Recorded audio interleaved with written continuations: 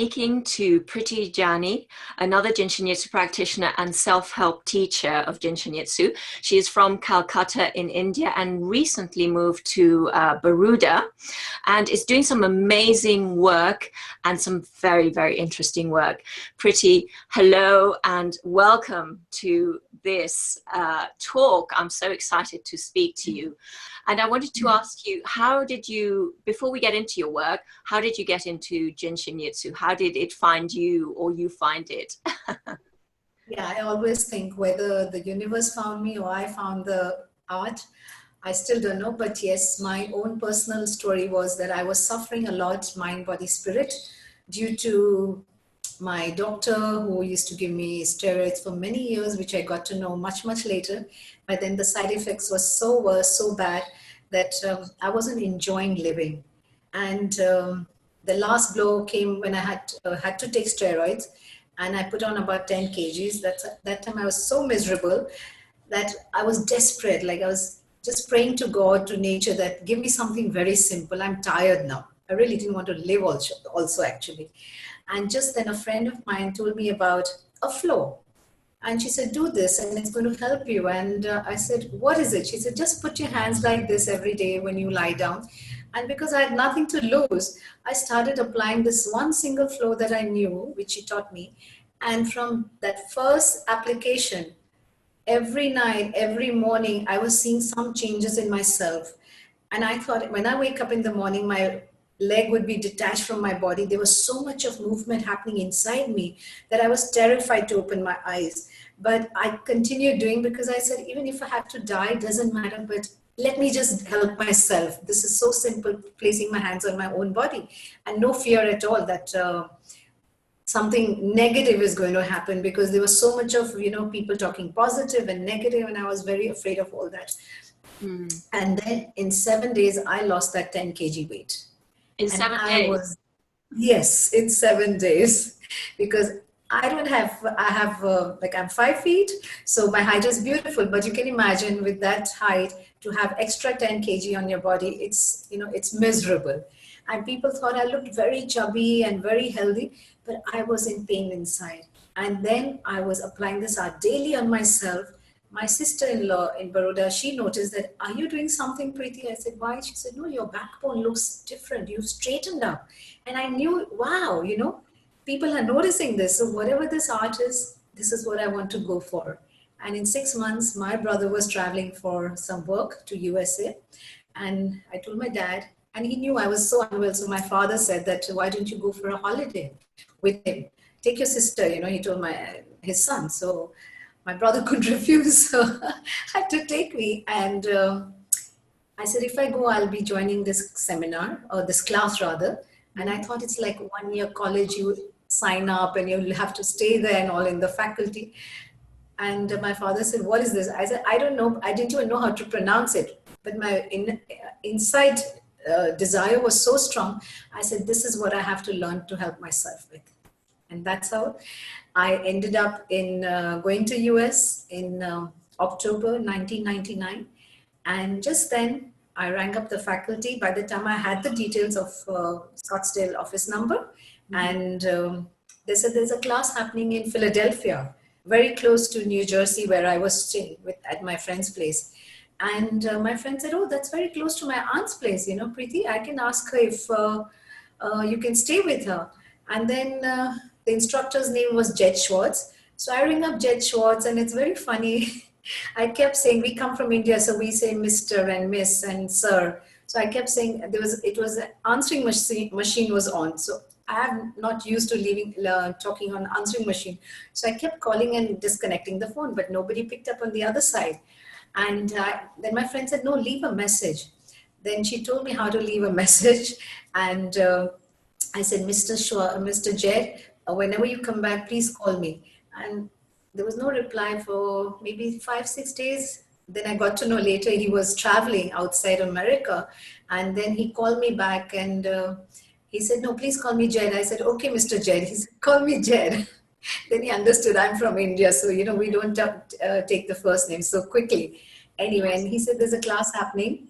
You can sign up. On 2nd November 1999, I attended my first seminar of Jin Shin Jyutsu. And that's how my journey began. That's so interesting because my first instructor was Jed as well, lovely Jed, Oh, and lovely. I did my first class in November 1999. I mean, he must have been there and Right, coming to the UK, you know, in England, and correct. We so must at ask Jay. the time we were kind of getting into Jin Jitsu. That's Yes. wonderful. That's a wonderful story, and so now. So let's fast forward a little, a few years, and tell us about where you've been teaching Jin Jitsu, because that is really interesting. What happened, and how did you end up teaching where you're teaching? Well, when I came back, of course, I did my 3 seminars because I didn't want to start a practice. First of all, I didn't want to become a practitioner because my body had suffered so much that I didn't have energy or even the patience to sit. But I started, as I was doing a lot of self-help, I started seeing that I was enjoying and I was getting more still in my body. I was liking my own company. And then by word of mouth, people started coming to me through reference only in Calcutta. Because as Mary never advertised, I also said in Calcutta, people who are meant to come will come to me. Mm. And when they started coming for a few sessions, after that, I was very interested in, teaching self-help. But I didn't have the confidence. Then again, I rang up Jed once and I said, I want to come there and at least do one self-help class Yes. and attend how to teach because I understand it, but I don't know how to put it to other people, put it across because that's also an art. And I did a couple of classes. And after that, on my way back, a thought crossed my mind about which I'm going to tell you very soon. And when I came back, there was these few people I met. I did a class in one of the first corporate companies in Faridabad because the manager was a student in the first seminar that happened in India in 2003 in Mumbai. And he said, I'll organize a class in my company. So I traveled there and there were lots of these young executives and mostly the men and their powerful testimonies also made me realize this is something so beautiful and I enjoyed being across sharing the art with other people and I think the storytelling part in me, like a child, I love sharing these stories with everybody. So I said, well, this is going to be a nice thing to share with whoever comes across, in my journey of life. Yes. And once when I was returning back from US, a thought just crossed my mind. It'll be so nice if I ever get a chance to enter the prison. And I had just thought like that, not knowing that time that things manifest so quickly and the universe provides for it. It so happened I was in Baroda and I was visiting this family and I said, if I ever get a chance to visit the prisons, it'll be great. So what do you want to do there? So I said, no, I would like to share this art. They have not heard about it because in India, it's like very few people have heard about it back then. And he said, we know a person who goes inside the prison during Ramadan time to read the Quran. I said, could you ask him if he could introduce me to the officer? And well, a date was fixed and I happened to go to the prison and the officer was just about to leave, Mr. Bhati. And he heard me just literally 2 minutes and he said, ma'am, whatever you are doing, if it's going to help the inmates, you're most welcome. And 2006, 26 January, he said, is the Republic Day of India. Why don't you come and give a speech then? And on 26 January, I gave a speech in Hindi to 1,000 inmates. And I asked them actually, I said, would you be interested in learning something to help yourself? And they all raised their hands. And the officer gave me permission that after 2 days, you can conduct 3 days classes. And that was the first prison that opened the doors for me. And 350 inmates participated. Since then, you've gone into how many prisons? In total, like if you count the women's ward and men's ward, 17 prisons, but as such, 12 main prisons because some of them had women ward also. So in total, 12 prisons of India, but men and women, 17 wards I have taught in. That's just so wonderful. So how has this self-help changed these men and women's lives. I mean, you've got so many stories, but I can write a book on their stories because their yes, you stories are could, and so. maybe you could.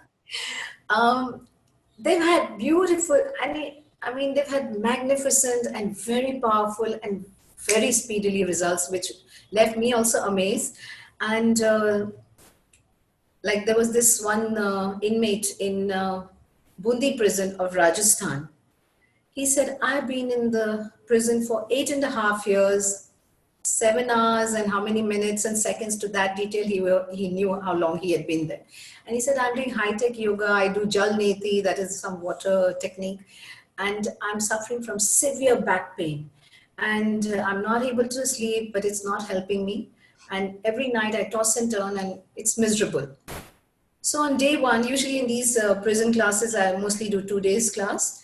And this on the first day, I showed them that you can do this to help your backache. And next day, when the media people came in to interview some of the inmates and me, they asked, what are the benefits you enjoyed from this? Like, how is it useful? So that gentleman, he said that I've had this severe backache, but what she showed me yesterday, I've been doing it the whole day. And yesterday, in 8.5 years, was the first night I slept on my back without any pain, and my backache has gone. Amazing. That's so lovely. Yes. And then the news reporter asked him, Kya bataya? In Hindi, he asked that, what did she show you? He said she had told us to hold our little toes. And that's all I did. I held my little toes the whole day, sitting under the tree, and it just cleared my backache.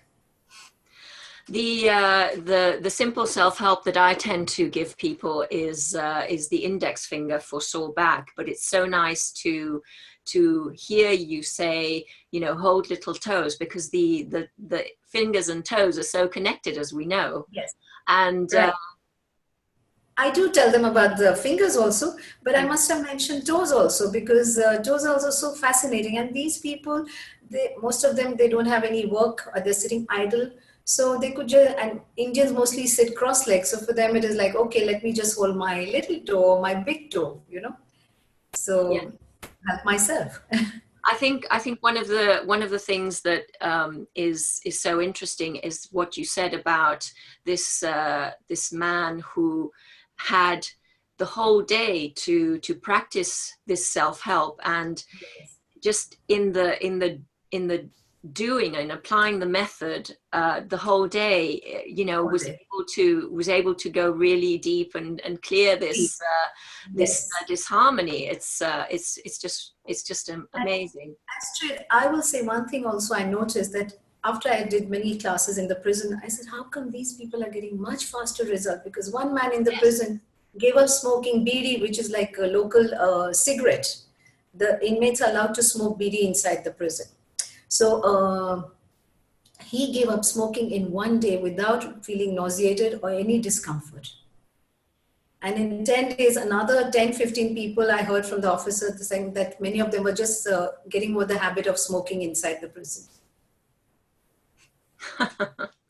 Because also another thing, they are given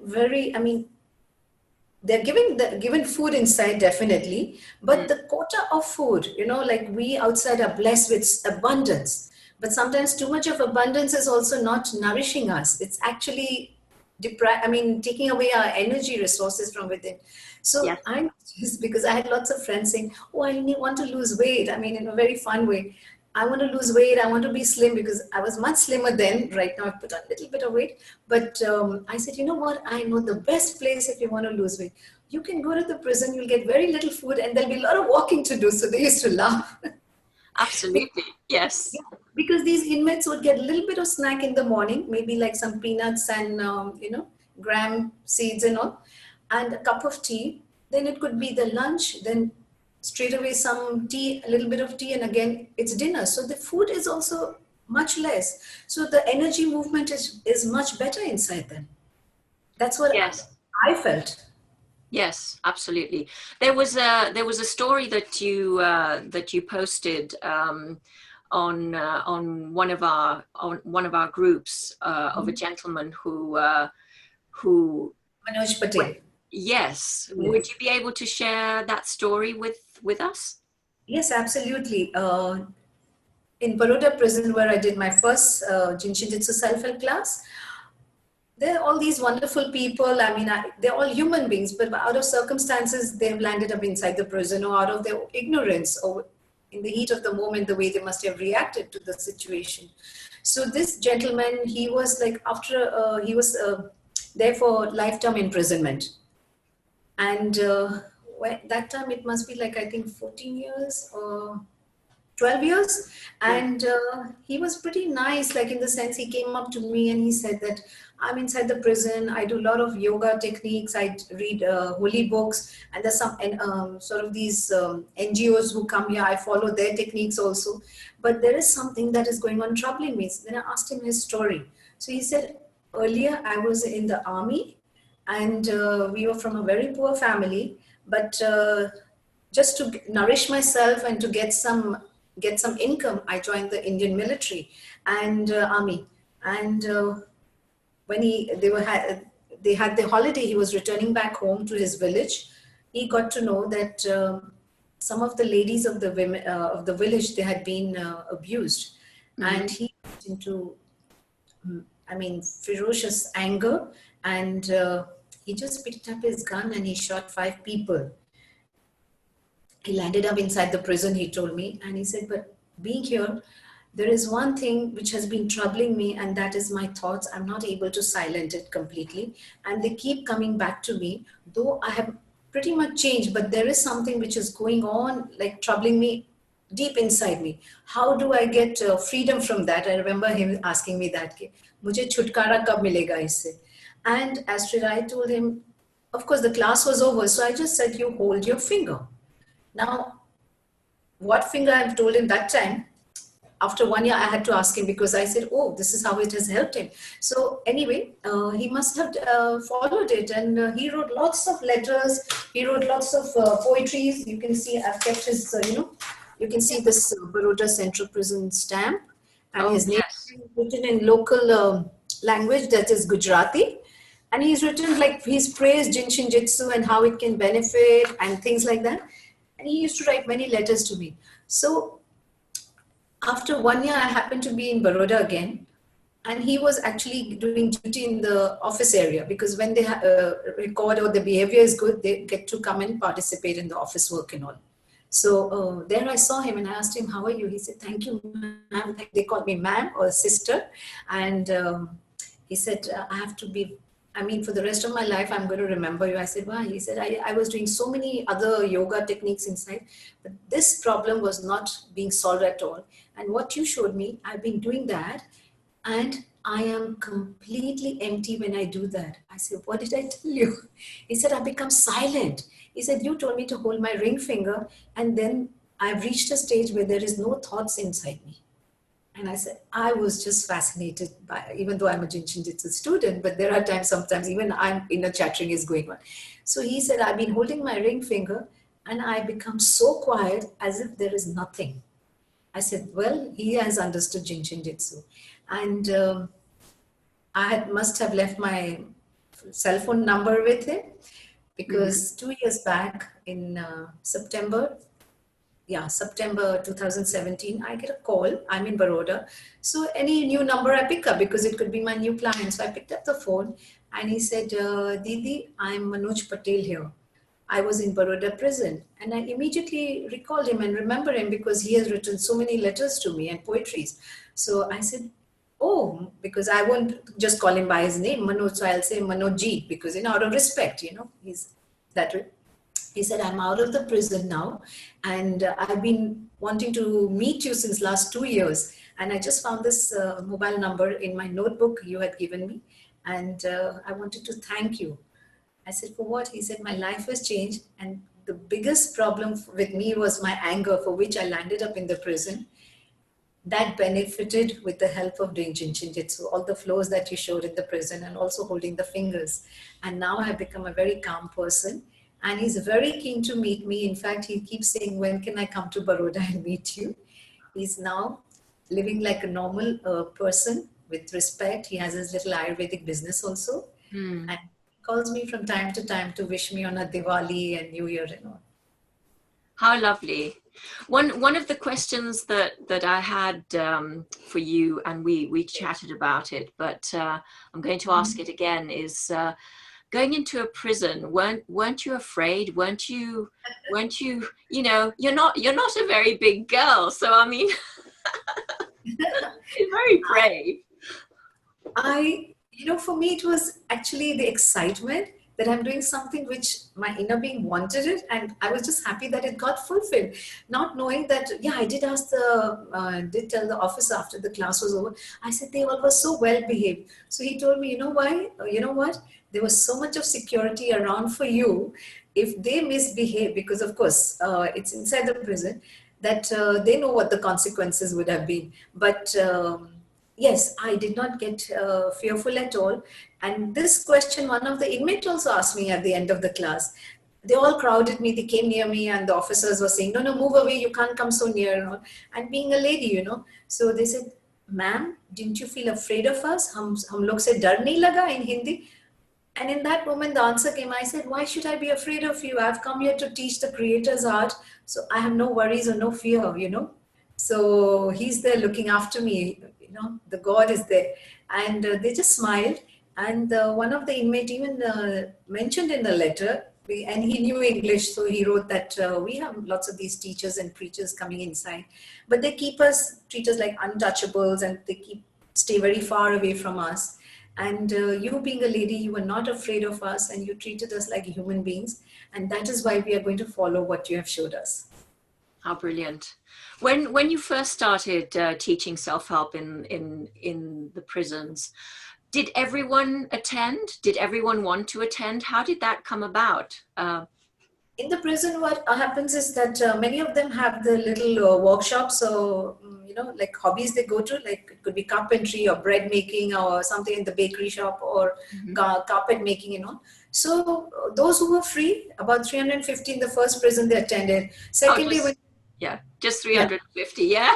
350 men all sitting there and, applying the self-help. And when they went back to the barrack, they were smiling more, they were sleeping better. So those who out of, thinking, oh, it's going to be another boring class, another lecture, they saw the others were smiling and laughing, or they were looking more relaxed. Then they questioned that, how come you're smiling more and you're so relaxed? They said, we went to this program today. This lady has come from Calcutta, and she's there tomorrow. Say, oh, tomorrow is the last day. Next day, more participants were there. Yes. Like in Udaipur prison, about 700 participated on the first day, 700 inmates. When they went back to the barrack, they were like more relaxed, smiling amongst each other, laughing, So those who were not willing to come on the first day, they felt a little jealous and curious also. And second day, full strength of Udaipur prison, about 1,000 plus, they all participated. Even the old, those who couldn't walk, who were down with fever, they said, we have to go and attend this class, because if it's going to be like, and also another fun thing for them is, because these classes are under the open sky, they can lie down on the grass. So it's not like enclosed, and they're like, okay, being watched by the officers. So they said, even if we are not going to follow or listen to her, whatever she's going to be teaching, at least we get to be out on the sky and breathe fresh air and look up at the clouds and all. So that brought them out. But then they had the fun of even getting the wisdom of Jinshin Jyutsu. How wonderful. Yes. The thought that comes to me is with so much harmonizing going on, I mean, 1,000 people, 750 people harmonizing at once is very powerful. So how did the guards and the security people, the guards that work in the prison, how did they experience that change in all the inmates who had practiced Jinshin Jyutsu? There must have been some feedback. Yes, in fact, the guards who were standing there, they were paying more attention to what I was saying, because everybody has health projects, everybody has mind, body, spirit, whatever stress or fatigue or anything could be there, but we don't show it out. So some of these guards and officers, they said, oh, what you were telling them, we have been doing, because I went to Udaipur prison after three months. They said, you told me to, you were saying that you hold your little finger for blood pressure. I said, no, I didn't say that for blood pressure. I said the index finger. But he heard the little finger, and he had been holding his little finger, and he got benefit out of it for his own blood pressure. So anyway, these guards, and they were actually sitting quietly. They didn't have to really do much work because they saw the inmates were very comfortable and pretty much in harmony. Not even when in the beginning, when the officers were prompting them, oh, you should follow what she's saying. I said, no, please leave it. Don't interfere. Let them do what they want. And then they became relaxed. And they did say that, yes, such a program is wonderful because they don't feel, it's something like routine. You have to get up early in the morning, or there's a force, you have to do this by law or something. But they felt they were enjoying it much more compared to the other programs that they usually hold in the prison. Yes, yes. You were talking as well about doing the self-help in the women's prison. How different was that with women and men? Because it was a different energy, wasn't it? Different. It was honestly terrifying the first day I entered the women's prison, because women's ward, because men can be like, they know they have security guards, and men can be taken action also. But in women, you can't touch them, so they can misbehave. They were being, rude. They were being very how should I say, violent in the sense, not physically, but with their looks and with their expressions. They were telling me, no, get us out of the prison. We are not criminals, and we want to be with our family and all, with our children. And I was like, oh, I shouldn't be doing so much of social work here. I shouldn't be doing so much service, because they were using very filthy words, which I've never heard in my life. And I was like, oh, this is not what I've come for. Then the warden kept telling them, keep quiet, she's here. Then I put up my hand and I said, look, if you're not going to quieten down, I'm going to walk out now. So either you all decide, otherwise my time is precious. Then they were left and right abusing each other, but they finally settled down. And I straight, the beauty of Jinshin Jyutsu, I've yet to, of course I've experienced, you've experienced, but people who have been filled with anger and frustration, and who have no sense of, right and wrong. These women, as I started doing the self-help and made them hold their fingers, in 10 minutes, the whole unit, the whole barrack was quiet. Not only inside where they were practicing, even outside. And I said, thank you, God, for making it, worthwhile for me to come here.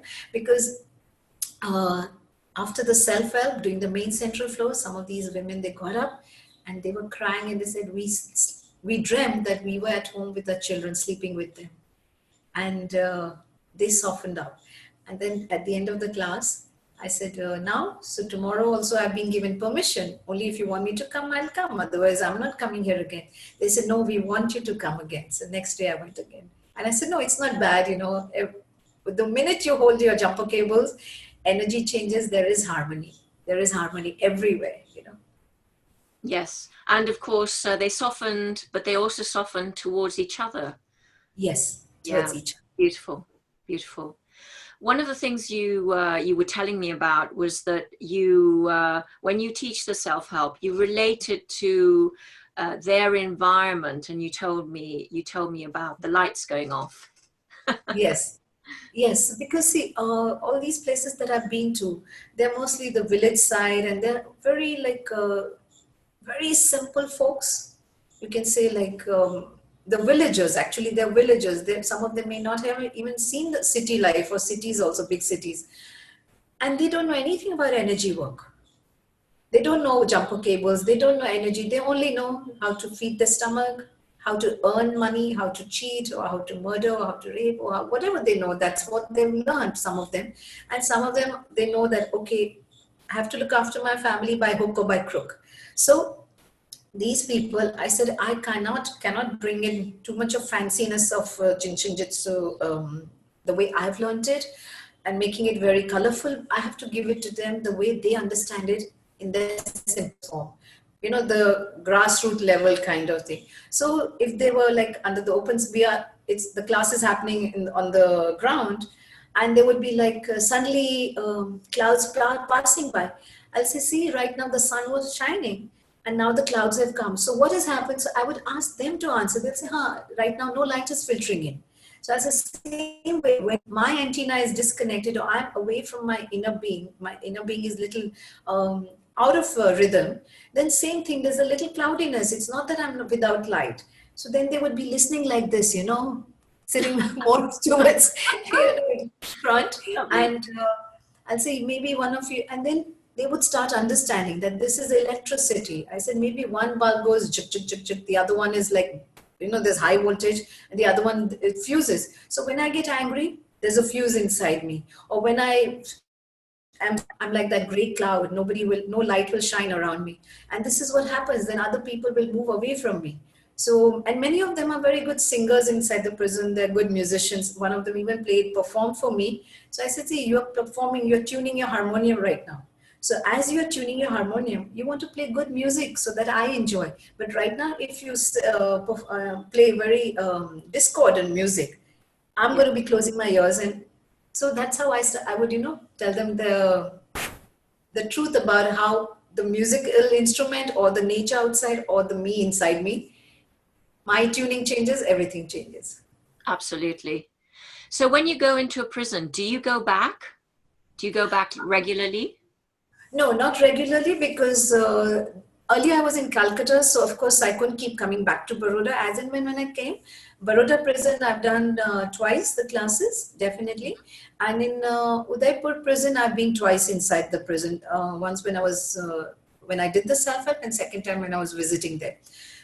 Because this is mostly like earlier it was some of our friends from US had helped me with this program, and sometimes I'm doing it on my own, like I go to Tihar jail, because we don't get any funding, I don't get any remuneration out of it. So every time going, flight, airfare, staying becomes very expensive for me. And there's only one of you, Prity. And India is a very big country, isn't it? India is very big and very widespread, so it becomes a little difficult. Oh, bless you. So how many students do you think you've had? How many prison inmates do you think you've taught, men and women, in the last 10 years? I'll have to count right now. I haven't counted. Oh, don't worry. That wasn't a trick question, but thousands. Yeah, thousands. And yes, one inmate in Udaipur prison, the second morning, because I asked some of them who have experience, who have practiced, please share your true stories with me. So some of them would get up, and this inmate, he said that yesterday you showed us to do the main central self-help flow. So he said, I kept doing it the whole night. And the whole night he kept going to the bathroom because there was so much of release happening. He thought, I'm going to die tonight. I said, well, I didn't say keep doing every time, because I said 6 steps. He thought you have to keep doing 6 steps 6 times, 7 times. Anyway, but he then said something very beautiful. He said, I stay in a very remote village of Rajasthan. Not anybody has, mostly you have never heard of it, pointing to me. And he said, in 1.5 months, I'm going to be released from this jail. I've been in the prison for 7 years. But yesterday, I thanked myself that thank God I was in the prison, because a person like you came in here and showed me this art. And I'm so blessed that I got to learn this, because you would never come to our small village. I would never hear about this art. So today, I don't mind spending 7 years in the prison. Oh my goodness, that's amazing. Yes. So and what's... He said, I'll go to my prison, I will go back to my village, and I'll share this art with my family and friends. That's wonderful. That then they get to know it, they have a deep understanding of what you've given them, what it can do for them, and then they can share it with others as well. That's wonderful. That's wonderful. So yes. what's next, Prity? Will you continue? You had some new projects. Can you share some of those with me? Yes. Before that, I would want to tell you that I even taught in Calcutta Police Department. I did it twice. Wonderful. Yes. Yeah. For 3 weekends, I did for Kolkata Police Department. I had to take permission, and the officer agreed. And because these the police people also, they have so much of duty to perform. There's so much of anger, frustration, and they are also like kicked around. I'm not the right word, but yeah, you know, seniors addressing them, and there's so much of mental stress. So I said it'll be nice to share with them. So this one gentleman, the policeman, he said, every time I go home, my wife and my children, they just go into the other room, or we end up in having argument. But because I was doing every weekend, so the second class was the next Saturday. He said, previous Saturday, I have been doing the self-help, and every day, the more of self-help that I'm doing, holding my fingers. Now when I go home, my family comes and sits next to me. I'm smiling more, and I'm seeing that they have softened up towards me. I said, no, they haven't softened up. You have softened up. And he said, now me and my wife, we have at least something constructive. We sit down and talk, and she smiles, and I also feel like smiling back at them. So now I'm no longer that angry man when I go back home. Well done. Oh, that's a lovely story too. Yes. So as you asked me, yes, I'm back in Baroda. And I have asked the officer, I've given my proposal if I can be given permission to do self-help classes. Right now, I think they have to finalize. They can't just decide on their own. I was lucky the first time Mr. Bhati just said, yes, you can enter. But now, of course, it has to go through different department.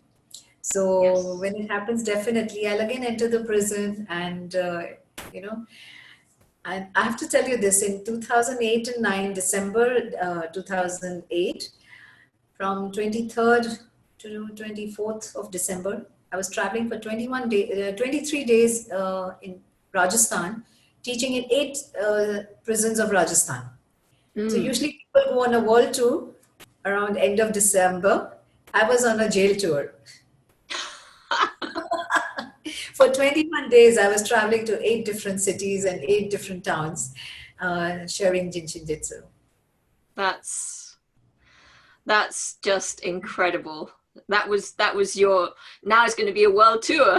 World tour. I don't mind going anywhere as long as people call me. Yes. Yes. Yeah.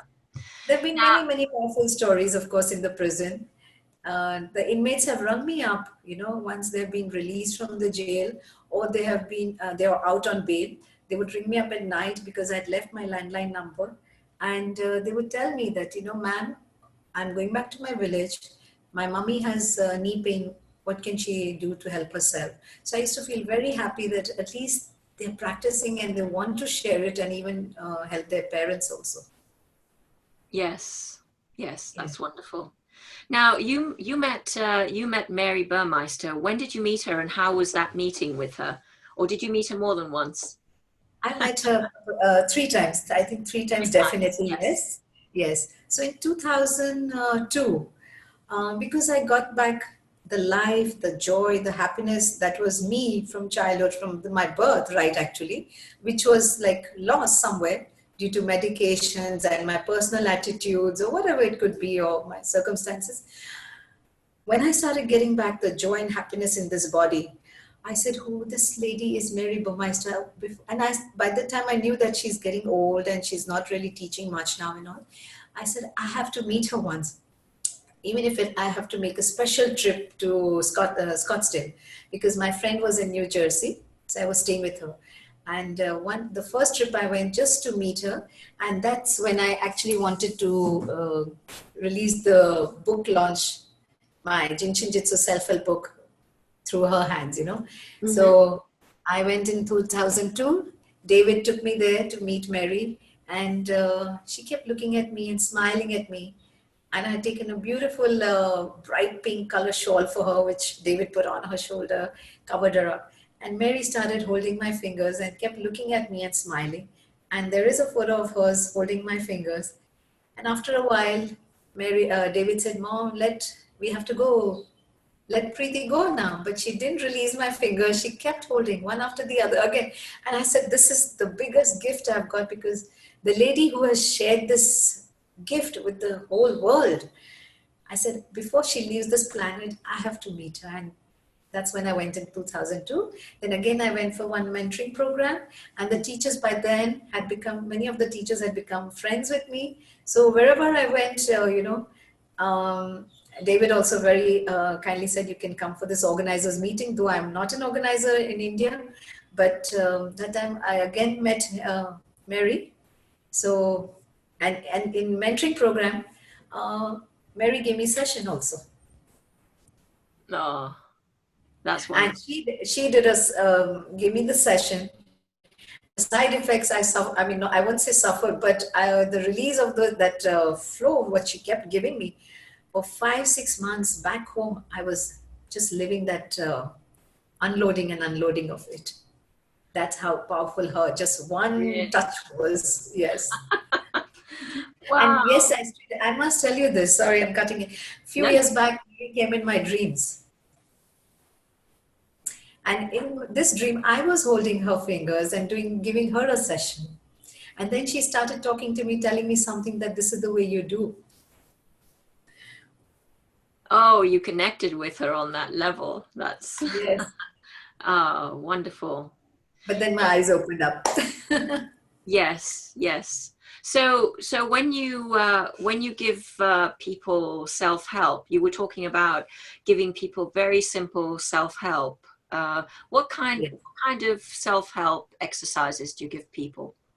Apart from Um, the fingers, because obviously the fingers yes. are very important. Mm, like this gentleman, I had done a class for an NGO in Maharashtra, and that man had been beaten up badly by 25 village folks, and he had injured himself below the left ribs very badly, and he had become fearful, he had lost confidence, he was stammering, and he was getting nightmares.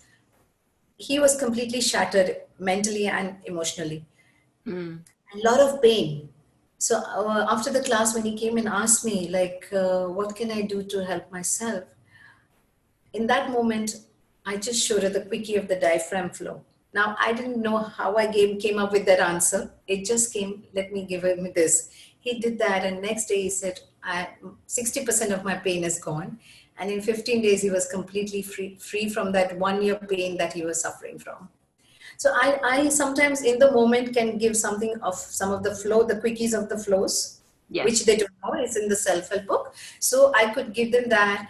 One gentleman, in fact, one minister, very big minister of India, he said, I do a lot of yoga and I do this, I do that, but I have this nagging pain in my shoulder. So my friend introduced me to it because he was visiting a house. So he said, okay, do you have something to help this pain here? I said, I will tell you on one condition because you're a minister. I know he may not even well remember me. I said, I'll tell you, but provided you tell me how it has helped you whenever we meet next. He said, surely. As a ministers, they may not do, but yeah, I just showed him that, okay, you could be holding like this, Yes. 11 and high 19. Yeah, And that's one of my favorites too. It does yes, so much. right. And it so happened after 3 months, I was visiting that friend again, and he also was present there. And he saw me and he said, you know what, young lady, what you told me, I've been doing it and my pain is gone. And I said, thank you for telling me because, I mean, I really admired that he even listened and followed it. So in the moment, we all know the answer sometimes comes for the person what it's meant to be. And sometimes I'll just keep it just the mudras. Yes. The mudras, yes. And with me, I have seen because when I first came after my in my initial seminar classes, I didn't know much about pulse. Not that I really still know much about pulse, but with the body, listen to the story while during the session if they're telling, and then what would come to me intuitively. Sometimes I would follow that and tell them to do the self help. Brilliant. What self-help do you do every day? What I mean, obviously it changes, but do you do something every day that is the same, like your fingers or main central or? I do my these last few weeks. I've been doing a lot of lung flow, Okay. spleen flow, lung flow because my mummy just passed away. There's a lot of sadness and grief in me. I'm going through coming out of it, Yeah. but I love to do 24, 26 flow a lot. Ah, nice. I I might love. try that one every day too for a while. Yes. I had a beautiful experience with 24, 26 flow. Would you like to hear? Yes, please. Yes. All right, this young girl, she was from Calcutta, studying in London, but she was back home visiting her parents during holiday. And one night she went to the bathroom and she collapsed. And while she was getting unconscious, she hit the edge of the wash basin, the sink, and which was broken. So the corner went right above her eyebrow, above her left eyebrow, and there was a deep cut and it bled. She became unconscious. Somehow the mother heard the sound of her falling, quickly came in, and it was middle of the night. They called up the doctor. Fine. I mean, it was so bad. The cut was this deep and so broad, and she couldn't open her eye also. Anyway, they had to get some painkillers, everything. And the father getting paranoid, oh, my daughter's going to have, a big scar here, and what will happen with the marriage, and we'll have to do cosmetic surgery and everything. And the mother said, okay, it's been 2 days. She still has a lot of pain. The wound is still very raw. Let me send her to Prity Jani. So the father said, what is Prity going to do? Like that. So mom said, but I know what Prity will do. But I know the art that she's practicing. And mom, because the mother used to come to me for session. And she really had a lot of trust in Jyutsu. And my dear friend also, she is. So she sent her daughter that, what is Prity going to do, mom? She said, no, you just go to her. I'm sure something will improve. She came, and that one session, Astrid, I didn't know. Of course, I was the only person in the room with her. I didn't have a camera or video. I couldn't have been doing both, but something made me do a flow on her. And now the cut, literally, I wish somebody was there. The wound started closing, and the whole gap just filled in. And the redness around the eye started settling down. And I was just watching. I said, thank you, God, for letting me see what you're doing. Because I didn't think of recording or video shooting, because it's not something you want to do also. No. But my hands are still giving her the session. And I kept looking so mesmerized, because slowly the cut was getting closer and closer, and it just sealed up. And after 1 hour, 20 minutes, she opened her eyes. She said, you know what, Prity? I said, yes. She said, the pain, discomfort around my eye has gone. And I was so excited. I said, okay, you open your eyes, but guess what? She said, what? I said, look at yourself. That big scar had become a thread-like pink scar. Only thread-like mark was left. And that was the 426 flow I had given on her. That is beautiful. That is so beautiful. And she had told all her friends thank you. And she had told all her friends, guess what, friends, when I come to London, I've got a bad scar, my face looks ugly. And when she landed at Heathrow, the friend said, what rubbish, you were just making up the story, because we cannot see a scar on your forehead. And it's so interesting that applying the method of applying the art of Jitsu just helps facilitates the body's recovery so much more quickly in all ways. It's nearly miraculous. Well, it is miraculous to see it happening in front of your eyes. I mean, that's and it's usually with those dramatic incidents that it really shows you what it's capable of, and what we're capable of, what our bodies are capable of. Yes, absolutely. Yeah. Well, that's all really, really interesting stuff. Is there anything else that you want to share with us, Prity, before we say goodbye? I just want to thank everybody for supporting me in this, my family, my parents, my brothers, and the lovely teachers of Jitsu, and especially David Burmeister also, because he has been very generous, very supportive. All the teachers, starting from Jed, who was my first instructor, to Philomena, Wayne, and Sarah, and Petra, so many, all. It's been great to talk to you. Thank you so much. To all our listeners and viewers who have joined us, thank you for joining us, and we look forward to seeing you the next time.